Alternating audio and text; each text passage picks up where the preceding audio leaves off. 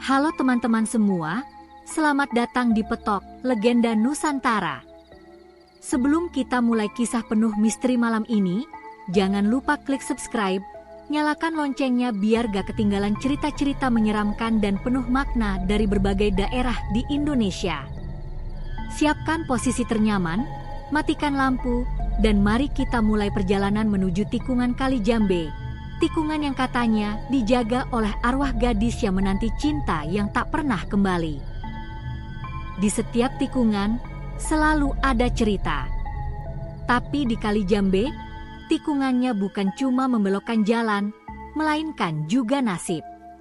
Siapapun yang melintas tanpa hati-hati, bisa jadi gak akan pernah sampai tujuan. Malam itu, udara di Kali Jambe begitu dingin. Kabut tipis turun dari arah bukit, menyelimuti jalan berliku yang sepi dan hanya diterangi lampu kendaraan yang lewat sesekali.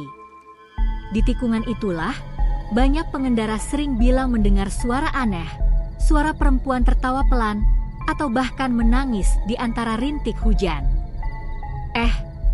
Beneran gak sih? Di sini tuh sering ada penampakan? Tanya Roni sambil menyalakan rokok. Ia duduk di warung kopi kecil di pinggir tikungan bersama sahabatnya, Bayu, seorang pengantar logistik yang sudah hafal jalan itu. Bayu menarik napas pelan. Aku udah sering lewat sini, Ron. Tapi tiap kali lewat jam 2 pagi, pasti ada aja hal aneh. Kadang aku lihat sosok perempuan berdiri di tengah jalan, rambutnya panjang, bajunya putih. Tapi pas aku deketin, hilang. Roni tertawa, tapi tawanya kaku. Paling cuma kabut atau bayangan lampu. Terserah kamu mau percaya apa enggak, jawab Bayu dengan nada berat. Tapi yang jelas, tikungan ini bukan tikungan biasa. Banyak yang udah jadi korban, Ron. Dan katanya semua bermula dari seorang gadis bernama Sarinah. Roni menelan ludahnya.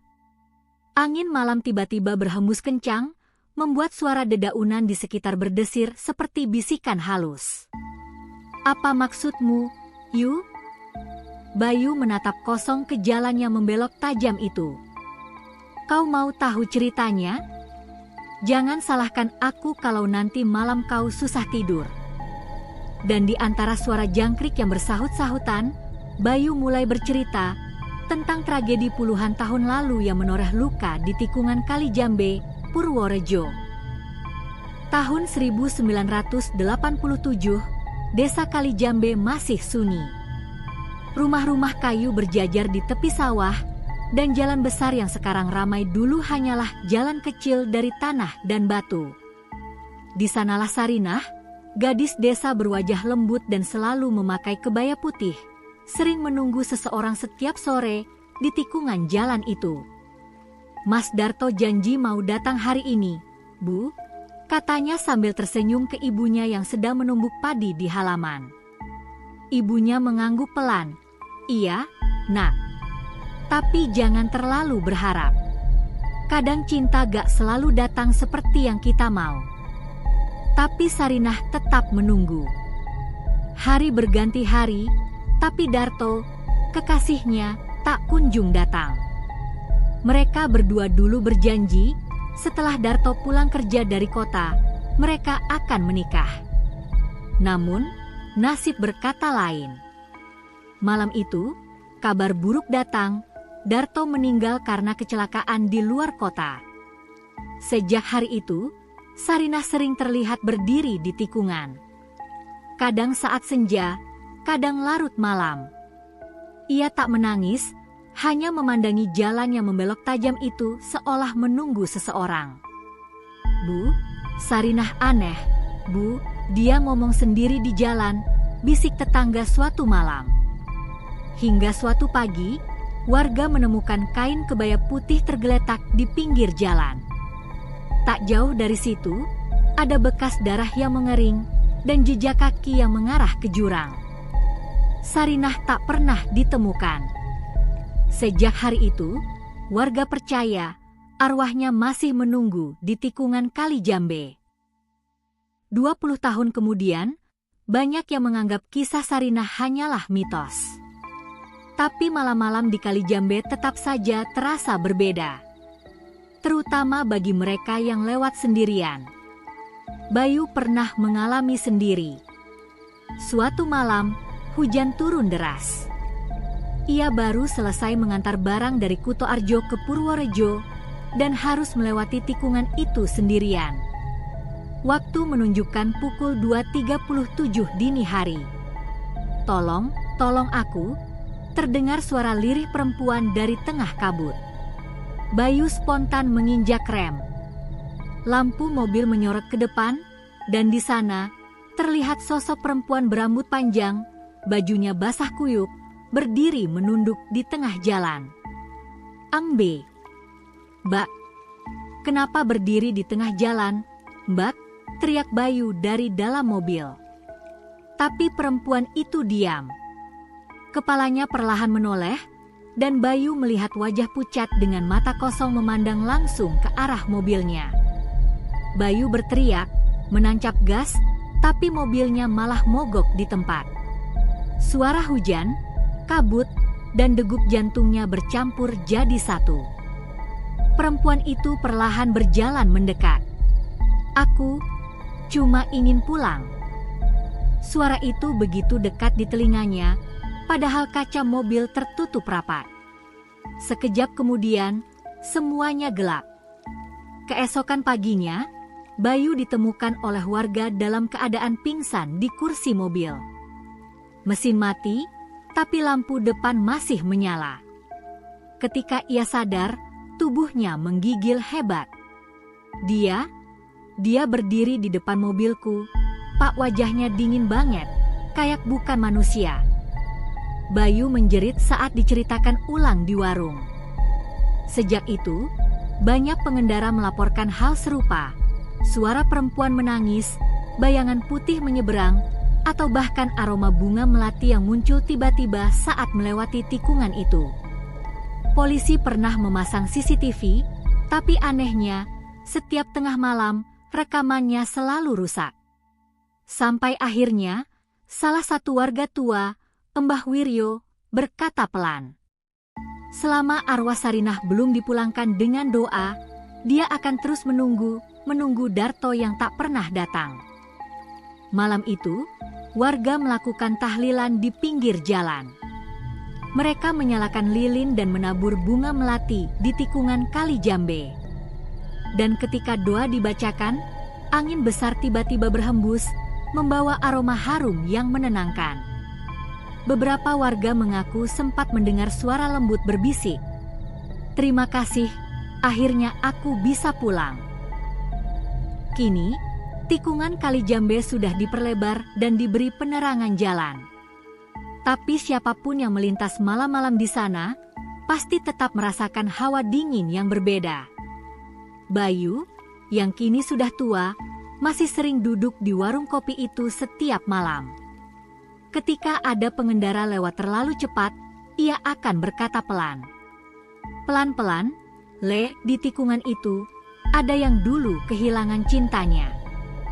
Kadang, di antara kabut malam, terlihat bayangan perempuan berkebaya putih berdiri di tepi jalan. Tidak menyeramkan, tapi menenangkan, seolah hanya ingin memastikan tak ada lagi yang terluka di tempat itu. Roni yang dulu tak percaya, kini justru sering membawa bunga setiap malam Jumat Kliwon. Ia meletakkannya di pinggir jalan sambil berbisik, "Untukmu, Sarinah. Semoga tenang di sana." Dan setiap kali itu dilakukan, angin di Kali Jambe selalu berembus lembut, membawa aroma melati dan bisikan halus yang nyaris tak terdengar. "Terima kasih, sudah ingat aku." Beberapa hari setelah tahlilan itu, Bayu tak bisa tidur nyenyak. Setiap malam ia bermimpi berada di jalan berkabut, melihat Sarinah berdiri di ujung tikungan dengan tangan terulur. Dalam mimpi itu, gadis itu berkata lirih, "Temukan suratku di bawah pohon asam." Bayu bangun dengan keringat dingin. Jam dinding menunjukkan pukul 3.11 pagi. Ia mencoba menenangkan diri, tapi hatinya terus gelisah. Akhirnya, keesokan paginya ia kembali ke lokasi tikungan Kali Jambe. Pohon asam besar yang dimaksud masih berdiri kokoh di pinggir jurang. Bayu menggali tanah di bawahnya, dan tak lama kemudian, cangkulnya menyentuh benda keras. Sebuah kotak kayu tua berlapis tanah lembab. Di dalamnya ada selembar surat kusam yang masih bisa terbaca. Surat itu ditulis dengan tinta hitam dan gaya tulisan lama. Untukmu, Darto. Jika nanti aku tak lagi bisa menunggu, jangan cari aku. Aku akan menunggumu di tempat kita biasa bertemu, di tikungan itu. Bayu menatap surat itu dengan mata berkaca-kaca. Jadi, Sarinah benar-benar menunggu sampai ajalnya datang, gumamnya. Tiba-tiba, angin bertiup pelan, membawa aroma melati dan suara lembut berbisik di telinganya. Terima kasih, sudah menemukannya. Hari itu, Bayu membawa surat itu ke rumah Mbah Wiryo, tetua desa yang dulu mengenal Sarinah. Saat surat itu dibacakan, mata Mbah Wiryo langsung basah. Gusti, aku pikir surat itu sudah hilang, katanya lirih. Roni yang ikut menemani bertanya, Mbah, kenapa Sarinah bisa sampai bunuh diri? Mbah Wiryo menghela napas panjang. Sarinah tak bunuh diri, nak. Malam itu, ia dikejar oleh seseorang. Siapa? Mbah? Seorang lelaki dari desa sebelah yang ingin menikahinya dengan paksa. Ia kabur, tapi langkahnya terhenti di tikungan itu. Disitulah dia jatuh ke jurang. Bayu dan Roni saling berpandangan. Cerita itu membuat udara di ruangan tiba-tiba berat. Dan anehnya, lanjut Mbah Wiryo, malam setelah dia jatuh, warga mendengar suara perempuan menangis di antara kabut, seperti menyesali nasibnya sendiri. Sejak saat itu, arwah Sarinah dipercaya tidak bisa tenang, bukan hanya karena cintanya yang gagal, tapi juga karena ia meninggal dalam ketakutan dan kesedihan. Bayu menggenggam surat itu erat. Mungkin ini saatnya kita bantu dia benar-benar pulang, Mbah. Malam Jumat Kliwon, Desa Kali Jambe kembali sepi. Beberapa warga, termasuk Bayu, Roni, dan Mbah Wiryo, berkumpul di tikungan itu membawa dupa, bunga melati, dan air doa. Mbah Wiryo memulai dengan suara lirih. Ya Allah, jika benar arwah gadis ini masih tersesat, mohon beri ia jalan pulang ke sisi MU. Kabut tebal tiba-tiba turun. Dari kejauhan, terdengar suara gemericik air seperti langkah kaki yang menapaki aspal basah. Roni berbisik, Bayu, kau dengar itu? Bayu hanya mengangguk. Dupa di tangannya bergetar. Dari balik kabut, tampak sosok perempuan berkebaya putih berjalan perlahan mendekati mereka. Rambutnya terurai panjang, wajahnya pucat tapi tidak menyeramkan.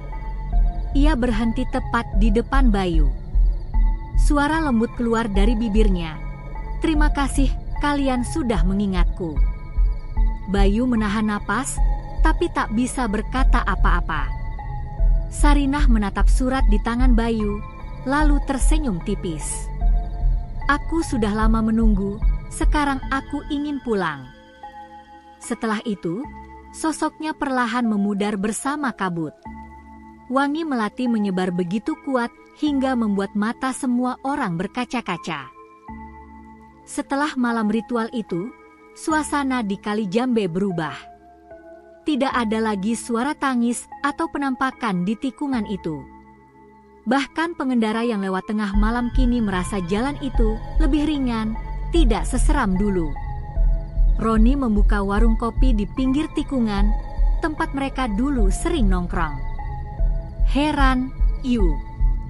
Sekarang setiap malam begini, tenang banget. Dulu tiap jam 2, aku udah gak berani buka mata. Bayu tersenyum. Mungkin karena Sarinah sudah tenang, Ron. Kadang, roh yang terjebak itu cuma butuh diingat, bukan ditakuti. Suatu malam, seorang pengendara motor berhenti di depan warung. "Mas, ini tempat yang dulu katanya angker itu ya?" tanyanya.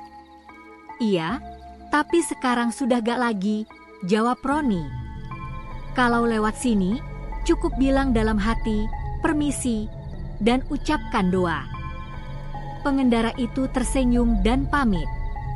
Saat ia menyalakan motornya, tiba-tiba tercium lagi aroma melati lembut. Roni dan Bayu saling berpandangan. Mereka tahu, meski sudah pergi, Sarinah masih menjaga jalan itu. Bertahun-tahun berlalu. Bayu kini sudah tua, rambutnya memutih.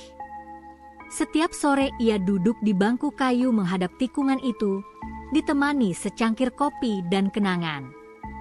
"Dulu aku takut mati di jalan ini," katanya pelan, "tapi sekarang aku malah tenang kalau melintas." Anak muda yang lewat sering mendengar cerita darinya. Tentang seorang gadis yang setia menunggu cinta sampai akhir hayatnya. Bagi sebagian orang, itu hanya legenda. Tapi bagi mereka yang pernah merasakan dinginnya malam di Kali Jambe, mereka tahu kisah itu nyata. Suatu sore, langit memerah. Bayu menatap tikungan itu untuk terakhir kalinya sebelum pergi merantau keluar kota. Angin bertiup lembut, membawa aroma melati. Di kejauhan, ia seperti melihat sosok perempuan berkebaya putih melambaikan tangan. Bayu tersenyum. "Selamat tinggal, Sarinah. Cintamu abadi di jalan ini." Dan sejak hari itu, warga Kali Jambe menyebut jalan itu dengan nama baru, Tikungan Cinta Sarinah. Sebuah pengingat bahwa kadang cinta sejati tak selalu berakhir di pelaminan. Kadang ia berakhir di jalan berliku, tapi tetap hidup di hati mereka yang mengingatnya. Dan itulah kisah dari Tikungan Kali Jambe, Purworejo. Sebuah tempat yang menyimpan cerita antara cinta, kehilangan, dan arwah yang tak pernah benar-benar pergi. Kalau kamu lewat daerah ini, ingatlah, setiap tikungan bukan sekadar belokan jalan, tapi juga bisa jadi belokan nasib. Jangan pernah lupa berdoa sebelum bepergian, karena kita gak pernah tahu siapa yang sedang menatap dari balik kabut. Terima kasih sudah menonton sampai akhir. Kalau kamu suka dengan cerita seperti ini, klik tombol like, subscribe, dan nyalakan lonceng notifikasinya bel supaya gak ketinggalan kisah-kisah misteri berikutnya dari channel ini. Tulis di kolom komentar, apakah kamu pernah lewat tikungan Kali Jambe atau tempat serupa yang punya cerita mistis di daerahmu? Sampai jumpa di cerita berikutnya. Dan ingat, jangan menoleh kalau kamu mendengar namamu dipanggil di tengah malam.